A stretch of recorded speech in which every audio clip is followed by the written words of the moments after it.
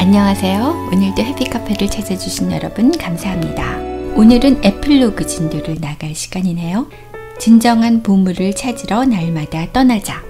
82살의 괴짜 억만장자 포레스트 펜은 보물상자에 300만 달러 어치의 금화와 다이아몬드, 에메랄드를 가득 채워 뉴멕시코주 어딘가에 묻었대요. 그런 다음 아무나 그것을 찾아서 가지라고 세상에 발표했어요. 이 모든 일은 그가 1988년에 암 선고를 받으면서 시작되었죠. 펜은 보물을 묻고 나서 사막에 들어가 생을 마감할 생각이었어요. 그렇게 되면 숨겨진 보물이 하나의 유산이 될 거라고 생각했죠. 결국 그는 암을 이겨냈지만 보물찾기 프로젝트를 계속해서 진행했어요. 그는 보물찾기를 위해 매우 독특한 지도를 제공했어요. 실을 써서 그 안에 9개의 단서를 숨겨놓은 것이죠. 옛 만화 영화에서 영감을 얻었을지도 모르겠네요. 아무튼 그는 아주 분명한 철학을 갖고 있었고 자서전 The Thrill of the Chase, 스릴 넘치는 추적에 그 철학과 보물찾기를 위한 힌트를 풀어놓았죠. 그가 이 보물찾기를 통해 온 세상에 선포한 메시지는 이것이었어요. 텔레비전을 꺼라. 비디오 게임에서 손을 떼라. 거실 화면 속 인물들의 모험에 대리만족하지 말고 진짜 모험을 하라. 진짜 모험을 찾아 밖으로 나가라. 바로 진정으로 가치 있는 것을 추구하라는 것이죠. 언제까지 보물섬 DVD만 볼 것인가요? 문을 박차고 나가 당신 자신의 이야기를 펼쳐야겠죠. 인생의 가장 좋은 것이 어딘가에 묻혀 있어요. 그것을 찾아야 하죠. 어디를 파야 할지 알아낸 다음 가서 그것을 쟁취해야 해요. 포레스트 펜은 사람들에게 이제 답답한 가상의 삶에서 벗어나 실제로 멋진 삶을 살라고 외쳤어요. 모험심이 마구 솟아나지 않으시나요? 그가 던진 도전에 수많은 사람이 숨은 보물을 찾아 떠났죠. 하지만 아직까지 보물은 인간의 손길을 허락하지 않고 있어요. 가끔 원치 않는 상황이 벌어질 때마다 그는 새로운 단서를 제공하죠. 예컨대 묘지에는 없으니 애꿎은 무덤을 파지 마라. 역사 유적에도 없으니 국보를 훼손하지 마라. 이 보물찾기는 우리의 아픈 데를 건드려요. 인생의 보물도 찾아질 듯 찾아지지 않으니까 말이죠. 인생 자체가 일종의 보물찾기죠. 먼저 우리는 어디를 팔지 알아내야 해요. 그러려면 지도를 찾아봐야겠죠. 영화에서 보면 주인공이 은행을 믿지 못한 해적이 남긴 낡은 보물 지도를 발견하죠. 문제는 그 지도가 진짜냐 하는 것이죠. 한 친구가 말해요. 바로 이거야. 이건 진짜 지도야. 보물은 바로 성취라는 섬에 묻혀 있어. 그래서 탐험을 시작하죠. 지독히 힘든 탐험이에요. 죽을 고비를 넘겨가며 섬에 도착해서 허리가 휘도록 땅을 파죠. 주 6일의 야근을 밥 먹듯이 해가면서 한참을 판 뒤에 마침내 그것, 인정이나 승진, 높은 연봉을 발견해요. 하지만 막상 파서 보니 딱히 보물처럼 보이지도 않네요. 어떤 이는 부의 섬 지도를 뚫어져라 쳐다봐요. 또 다른 이는 사랑의 보트가 자신을 보물섬으로 안내할 거라 믿죠. 탐험의 스릴도 좋지만 우리가 정말 원하는 건 진정으로 가치 있는 보물을 찾는 것이에요. 하지만 위와 같은 섬을 백날 뒤져봐야 U2의 노래 가사처럼 내가 찾는 것을 아직도 찾지 못했네 라고 노래할 수밖에 없죠. 세상의 이성을 뒤흔드는 가르침. 성경은 인생의 진짜 보물이 숨겨져 있으며 어디를 찾아야 할지 우리가 알아야 한다고 말해요. 이는 너희가 죽었고 너희 생명이 그리스도와 함께 하나님 안에 감추어졌음이라. 바울은 이 삶을 살려면 먼저 죽어야 한다고 말해요. 성경 안에는 잠깐 뭐라고? 라고 외치게 만드는 역설이 가득한데 이 구절은 그런 역설 중에서도 단연 으뜸이죠. 나의 끝이 진정한 삶이 시작되는 곳이죠. 그래서 예수님은 내가 죽어야 진정으로 살 수 있다고 말씀하셨어요. 예수님은 두 가지 전혀 다른 길에 관한 말씀으로 역사상 가장 위대한 설교를 갈무리하셨죠.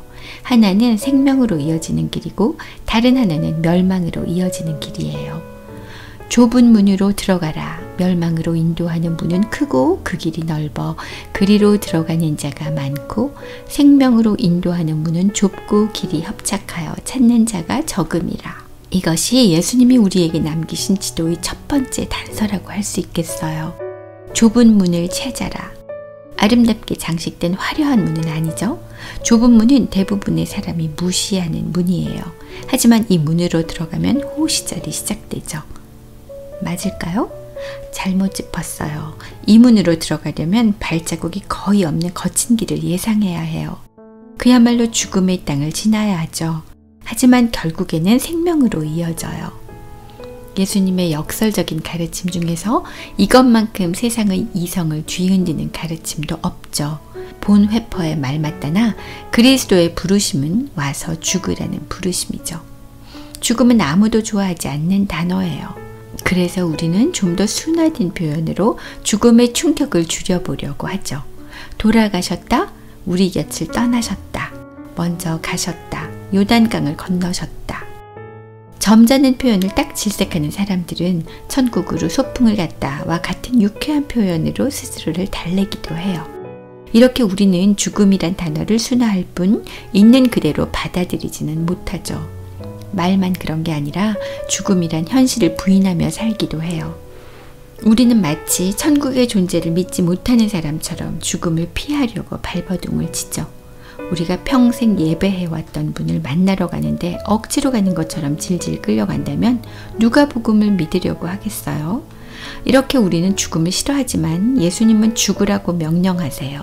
물론 육체적인 죽음을 말씀하신 게 아니죠. 예수님은 우리 자신에 대해 죽으라고 말씀하신 것이에요. 세상은 자신을 위해서 살라고 우리를 부추기죠. 하지만 세상 어디를 뒤져봐도 진정한 삶으로 가는 지도는 보이지 않아요.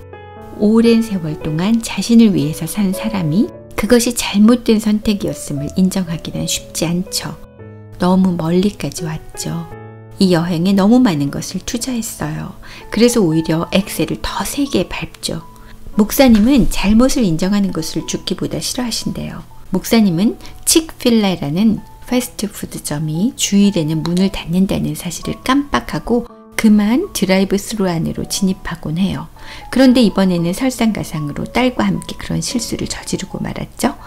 목사님은 창피해서 화끈거리는 얼굴을 애써 진정시키며 차를 뺐어요. 그때 다른 차가 들어오자 딸이 이렇게 말했어요. 아빠, 오늘은 문이 닫혔다고 알려줘야 하지 않아요? 물론 목사님은 그렇게 하지 않았죠. 그러려면 그 사람에게 나도 똑같은 실수를 했다고 인정해야 하니까요. 목사님은 그 작은 실수를 묻어두는 편을 선택했어요. 잘못된 길을 선택했을 때 우리는 자신에게나 남들 앞에서나 그것을 인정하지 않으려고 하죠. 하지만 가끔씩 부유한 운동선수나 성공사업가, 유명한 가수가 우울증과 절망감에 시달린다는 사실을 털어놓죠. 심지어 유명인이 스스로 목숨을 끊었다는 이야기도 심심치 않게 들려요. 그럴 때면 잠시나마 우리는 지금까지 내가 착각 속에서 살아왔나 하는 생각을 하게 되죠. 그들의 길은 모두가 달리고 싶어하는 추월차선이었어요. 그들은 돈과 명예를 다 가진 사람들이었죠. 그런데 어떻게 삶다운 삶을 살지 않을 수 있었겠어요? 두 가지 상반된 길이 있어요. 한 길은 좁고 힘든 길이죠. 이 길의 이름은 죽음이지만 생명으로 이어져요. 다른 길은 붐비는 길이죠. 이 길의 이름은 생명이지만 죽음으로 이어지죠. 마태복음 16장 24절 25절에서 예수님은 그분을 따라 좁은 길로 가면 무엇이 기다리고 있는지를 알려주셨어요. 누구든지 나를 따라오려거든 자기를 부인하고 자기 십자가를 지고 나를 따를 것이니라. 누구든지 제 목숨을 구원하고자 하면 잃을 것이요 누구든지 나를 위하여 제 목숨을 잃으면 찾으리라. 오늘은 여기서 이만 마치겠습니다. 에필로그가 좀 더 이어지네요. 다음 시간은 안락한 여정이 아니다 라는 제목으로 다시 찾아올게요. 그럼 다음에 다시 만날 때까지 모두 건강하시고 안녕히 계세요.